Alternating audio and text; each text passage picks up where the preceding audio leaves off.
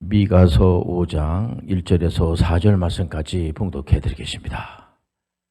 딸 군대여 너는 때를 모을지어다. 그들이 우리를 에워쌌으니 막대기로 이스라엘 재판자의 뺨을 치리로다. 베들레헴 에브라다야 너는 유다 족속 중에 작을지라도 이스라엘을 다스릴 자가 내게서 내게로 나올 것이라. 그의 근본은 상고에 영혼에 있느니라. 그러므로 여인이 해산하기까지 그들을 붙여 두시겠고 그 후에는 그의 형제들 가운데에 남은 자가 이스라엘 자손에게로 돌아오리니 그가 여호와의 능력과 그의 하나님 여호와의 이름의 위엄을 의지하고 서서 목주간이 그들이 거주할 것이라. 이제 그가 창대하여 땅끝까지 미치리라. 아멘. 종말론적 예언이라고 하는 제목으로 은혜를 나누겠습니다. 우리 교회의 할머니 90세가 훨씬 넘은 할머니가 그 손자가 늘 기도하고 해서 나중에는 이렇게 예수 그리스도를 구세주로 믿기로 결심하고 교회 와서 세례도 받고 하나님께 영광 드리는 걸 볼 때 얼마나 감사한지 몰라요. 성령의 역사한 줄 우리가 알고 있지 않습니까? 우리가 이제 요즘 미소를 지면서 웃는 상대방을 보면서 웃는 운동을 하는데 다 우리 학생들도 청년들 우리 장년분 할 것 없이 다 이게 동참한 거. 다른 사람도 이렇게 배려하는 그런 마음을 가지고 하는 거 참 귀한 일이지만은 본인 자신을 애정하는 그런 마음이 아닐 수가 없어요. 이제 코로나19 이 팬데믹 때문에 전 세계 79억의 사람들이 지금 힘들어하고 있지 않습니까? 거기다가 또 러시아에서 우크라이나를 침공해서 전쟁이 아직도 지금도 끝나질 않고 계속 전쟁이 일어나다 보니까 전 세계적으로 이게 경제적인 파급이 말이에요. 커서 굉장히 힘들어하고 어려워하고 그렇습니다.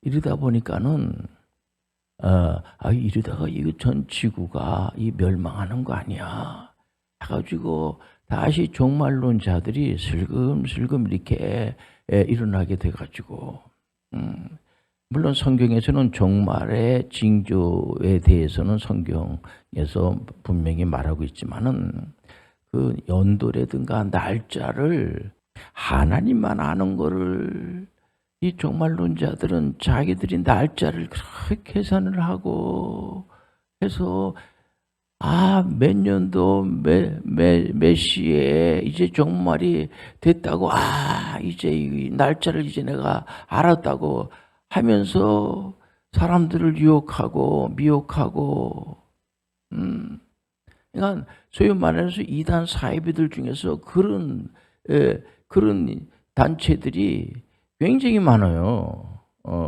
날짜를 알 필요가 없어요. 날짜를 계산하고 싶어하는 그런 유혹이 생기면 멀리하지만 돼요. 혹시라도 그런 분들이 있으면은 그러지 말라고 여러분들 말리시길 바랍니다.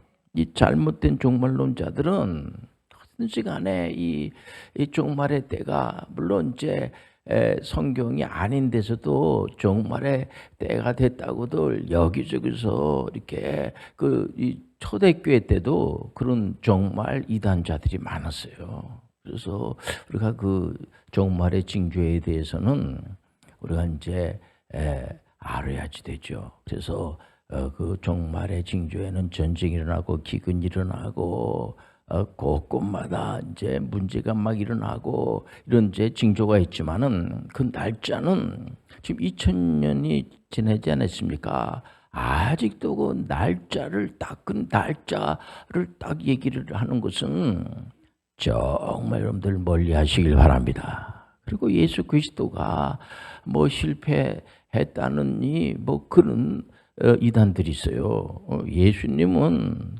성공하신 분이세요. 그렇기 때문에 우리가 여기서 깊이 우리가 생각해야 될 것이 뭐냐면 오늘 전 세계에서 개혁교회에서 신앙생활 하시는 분들은 굉장한 대단한 축복을 받은 사람들이에요. 이분들은 왜냐면 구약의 그 구약 성경에 대해서 다 알고 있는 겁니다. 구약에 대해서. 구약이 지났잖아요. 구약에 있는 39권을 잘 알고들 있어요. 근데 거기서 핵심 내용이 뭐냐면은 앞으로 예수 그리스도가 오셔서 오실 메시아를 믿는 거예요.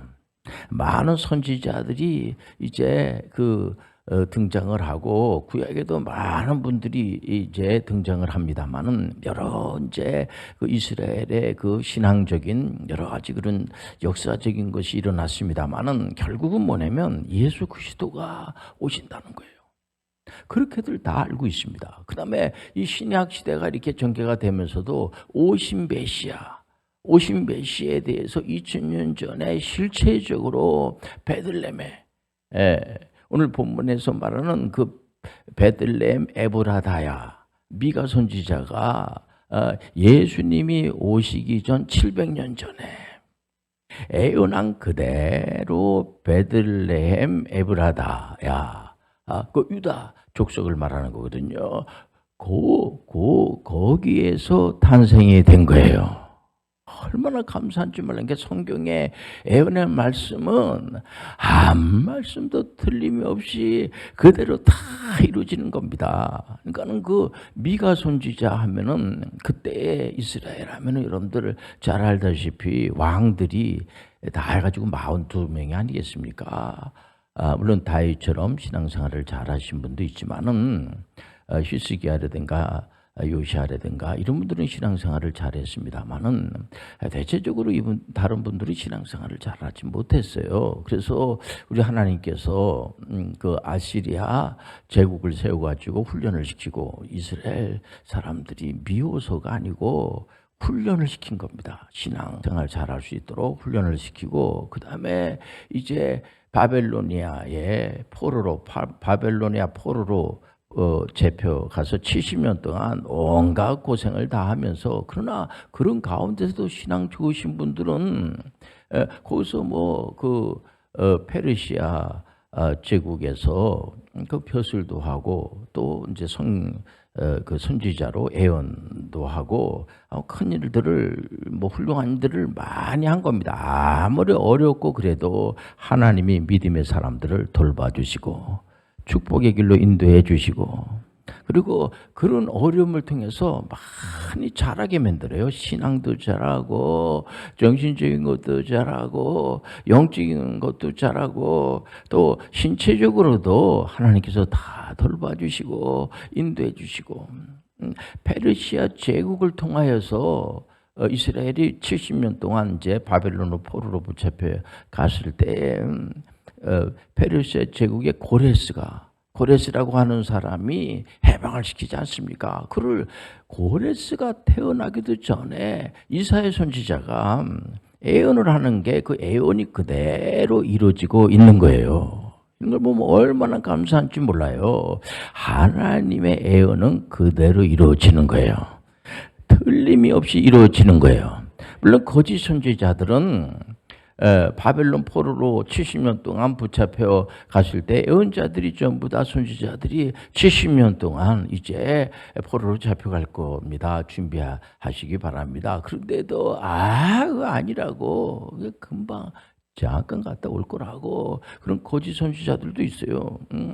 잘못된 그런 사람들도 있죠. 그러나 우리 하나님의 말씀에 예언은 한 번도 틀린 적이 없어요. 만약에 하나님 말씀이 틀렸다고 하면은 오늘날까지 이 말씀이 지금 이렇게 존속이 되겠습니까? 누가 믿겠습니까? 여러분들 이 모든 성경의 중심에는 예수 그리스도예요.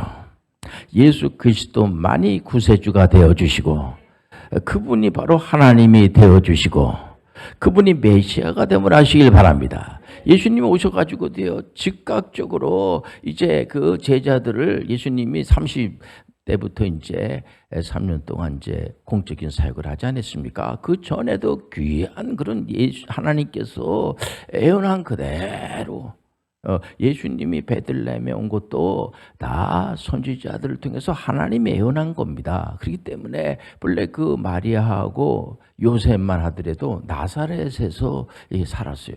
그런데 그때 로마 제국 시대니까 로마 제국에서 이제 이스라엘 유대인들을 이제 호적 정리를 해서 이제 그 파악을 해야 되지 않겠습니까? 호적 정리를 하려면 본래 자기의 고향이 그 유다 지파잖아요, 요셉이. 그러니까 그 마리아하고 고향이 베들레헴이에요, 베들레헴. 그래서 베들레헴의 그 에브라다 그쪽에 가야지 됩니다. 그래서 거기 가가지고 거기에 말구에 이제 탄생을 예수 그리스도께서 한 것이 바로 그렇게 이제 역사적으로 실제적으로 이제 다 그게 딱딱 그렇게 맞는 겁니다. 그러니까 예언을 하는 것이 거짓된 예언하면 안 돼요. 하나님이 주신 것은 그대로 이루어지시는 거예요. 그러니까 우리 이 세상이 종말이 되고 예수님 오시는 날은 예수님 오시는 거 분명해요. 분명한데 그 날짜와 몇 년도 몇 월 며칠 어디에 언제 올 거다 그런 얘기하면 안 돼요. 그럼 멀리 하시길 바랍니다. 그런 걸 알라고 하는 자꾸만 유혹이 오게 되면은 이거 잘못된 생각이구나, 멀리 해야 되겠구나, 그 마귀가 주는 거구나 이러고 멀리 해야지 되는데 내가 그런 생각이 들었으니까 자꾸 이 종말의 징조에 대해서는 우리가 종말 불감증에 걸리면 안 되죠. 늘 우리는 종말론적 사상을 가지고 기도도 하고 그래야 되지만은 두려움 속에서 낙심 가운데서 다른 사람들을 자꾸만 힘들게 하고 그러면 안 되는 겁니다. 우리가 하나님의 말씀을 가지고 예수 그리스도 예수님께서 제자분들을 교육시키는 것도 핵심이 단순해요. 뭘 가리키냐면은 예수 그리스도는 메시아라는 거예요. 그리고 예수 그리스도는 하나님이라는 거예요. 그것을 가르쳐 주는 겁니다.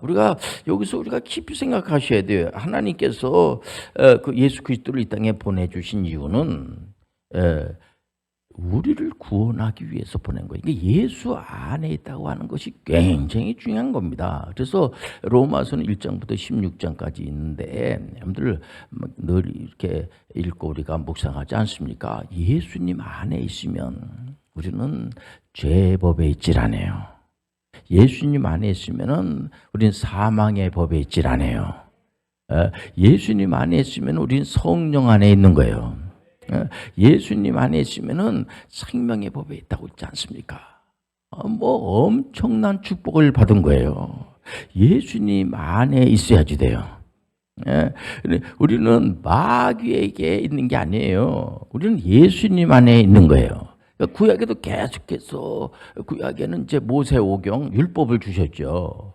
율법을 준 거는 감사한 일이죠. 율법을 통하여서 이 몽학성생이라고 하잖아요. 예수님께로 인도하는 몽학성생.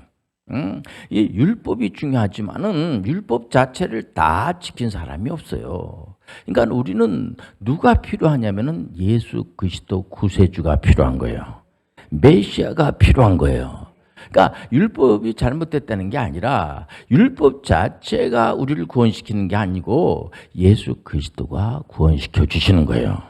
그러니까 우리는 예수 그리스도를 믿는 거예요. 예수 그리스도를 믿음으로 구원을 받는 거예요. 그러니까 예수님이 얼마나 귀한지 몰라. 예수 그리스도를 믿으면 우리가 천국이 보장이 되는 겁니다. 그러니까 너무 감사하고 그래서 우리가 교회 나와가지고 삼위일체 하나님 앞에 예배를 드리고 오직 예수. 여러분들 종교개혁해서 성공하신 분들이 전부 여러분들 이렇게 외치는 게 뭐냐면 예수 그리스도. 여러분들 세상이 편안해지려면 어떻게 하면 돼요? 예수 그리스도. 전쟁을 멈추게 하려면 예수 그리스도. 가정의 평화도 어떻게 하면은 여러분들 가정의 평화가 와요? 예수 그리스도. 전에 그 김중근 목사님이 늘 이제 저하고 이렇게 대화를 나누면서 오직 예수 그리스도, 오직 그분은 늘 외치는 게 예수 그리스도예요. 여러분들 우리가 제가 한번 이렇게 질문하면 여러분들 예수 그리스도로 답하시기 바랍니다. 여러분들 교회가 편안해지려면 여러분들 나라가 편안해지려면 우리 학생들이 여러분들 뭐를 추구해야 돼? 보통 이제 보면은 목사님 저는 목표가 없어요. 목표가 없는 사람들은 누구를 불러야지 돼요? 군에 가해서 이제 훈련받고 이번에 이제 장교가 되는 우리 청년들은 어려울 때 누구의 이름을 불러야 돼요? 다른 이름은 없어요. 다른 이름으로는 구원이 없어요. 예수 그리스도만이 구원을 이루어 주시는 거예요. 예수님께서 계속 제자분들한테 가르쳐 주신 것이 뭐냐면 예수 그리스도만이 그분은 바로 죄에서 우리를 구원할 자, 예수님만이 우리의 메시아가 되어주시고, 그래서 예수님은 그때 십자가 지셔가지고 그 실패한 거 아니야? 그런 분들이 있어요. 그 잘못된 세계관이에요. 네, 그런 세계관을 가지고 있는 사람들은 빨리 가르쳐줘야지 돼요. 예수 그리스도만이 십자가를 지심으로 말미암아 그분은 바로 십자가를 지금 사망 권세를 물리치시고 일어나시고 부활하시고 그 바로 밑에 육신의 동생분들은 야고보한테 가가지고도 그분을 예수 믿게 하시고 그분은 예수 그리스도가 메시아라는 사실을 믿었어요. 그래서 형님이라고 하지 않고 바로 메시아 예수 그리스도의 종 야고보는 이렇게 야고보서에 있지 않습니까? 예수님이 시작이고 끝이에요. 알파와 오메가예요. 예수님만이 너무 귀한 분이고 예수님께서 우리에게 얼마나 참 잘해 주시는지 복음서에 보면은 계속해서 예수님의 이름으로 기도하세요. 예수님께서 기도할 때마다 하나님 앞에 기도할 때마다 예수님께서 기도할 때 하나님 계신 우리 아버지라고 기도하지 않습니까? 그 기도를 우리한테도 그렇게 우리가 하나님 앞에 기도할 때 예수님의 이름으로 창조주 하나님을 아버지라고 고백할 수가 있어요. 가슴이 두근거리지 않습니까? 창조주 하나님이 우리 아버지란 말이에요. 얼마나 감사해요. 그러니까 우리는 항상 미소를 짓고 생각해 보니까 창조주 하나님이 죄 많은 우리 인생들을 나를 예수님의 이름으로 예수님께서 나의 죄를 다 용서해 주시고 예수님의 이름으로 우리가 우리 예수님께서 우리를 의롭다라고 인정해 주신 거예요. 그리고 우리가 칭의를 받고 끝나는 게 아니라 성화의 단계로 가는 것도 예수님의 은혜로 성화의 단계로 가는 거예요. 성령의 은혜로 우리가 바로 성화의 단계로 가게 되고 영화의 단계 가는 것도 성령의 은혜로 가는 거예요. 그래서 항상 내 힘으로 신앙생활하는 것이 아니라 하나님의 은혜로 오직 은혜로 우리가 가는 거예요. 이 법으로 그렇게 되는 게 아니에요. 은혜로 가야지 돼요. 은혜로 가야지만 힘이 들지 않고 성령이 가지가지 은사도 우리에게 선물로 주시는 겁니다. 내가 그 일을 하고 싶은데 너무 힘들단 말이에요. 하나님 도와주옵소서.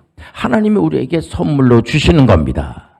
구원도 하나님 주신 선물이고 어떤 분들은 요즘 이제 전문의 선교사 사역을 하고 싶어 하는 분들이 있습니다. 한 손에는 성경을 한 손에는 직업의 전문성을 가지고 그런 분들이 계세요. 그래서 자기가 이제 비즈니스 에지 미션을 하고 싶습니다. 이런 분들도 결국은 하나님이 주시는 선물을 가지고 사업도 하나님이 주시는 선물을 가지고 얼마든지 예수님의 이름으로 기도하면서 하면은 하나님께서 좋은 길로 인도해 주시는 거예요. 하나님 주시는 그 엄청난 은혜를 받았으니까 우리는 항상 상대방을 나보다 낮게 여기고 늘 존칭어를 쓰면서 존경하는 마음을 가지고서 화내지 않고요. 항상 그 다른 사람들 싸움시키지 않고 항상 온유함만 가지고 싸움하고 힘들고 다투고 하는데 가면은 정말 예수님께서 화해하는데 앞장서신 분 것처럼 요한복음 14장 12절을 왜 우리가 자꾸만 암송을 합니까? 예수님을 믿으면 메시아가 하는 일도 할 수가 있고, 그 얘기는 메시아가 할 수 있는 일을 한다고 하니까 내가 힘을 세구나. 내가 저 사람보다 저 교회 다니는 분보다 훨씬 내가 더 센 그런 힘을 내가 받았어. 그건 아주 잘못된 세계관이에요. 그렇게 생각하면 안 돼요. 우리 안에 계시는 분은 같은 성령님이세요. 내 안에 있는 성령님은 다른 사람에 있는 성령님보다 더 세다 이렇게 생각하면요, 그 잘못된 생각이에요. 똑같은 성령님이세요.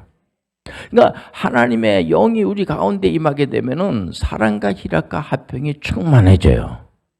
또 하나님의 영이 내 안에 임하게 되면은 오래 참음과 자비와 자비심이 생기고 양손이 참 사람이 착한 사람이 되고요. 또 자기 자신에 대해서도 오래 참 충성도가 자꾸 높아지게 되고 온유하고 또 한간 절제심도 자꾸만 전에는 절제심이 없어가지고 힘들었는데, 이건 뭐냐면 하나님의 영이 임하 증거가 뭐냐면 사람이 온유해지게 되고 절제심도 생기게 되고, 막 자기 말만 하고 다른 사람들이 얘기하면 입을 막으면서 자기 말만 하고, 그러지 말라고 하면은 막 또 눈을 부라리면서 자기 말만 하고, 이건 아닌 거예요.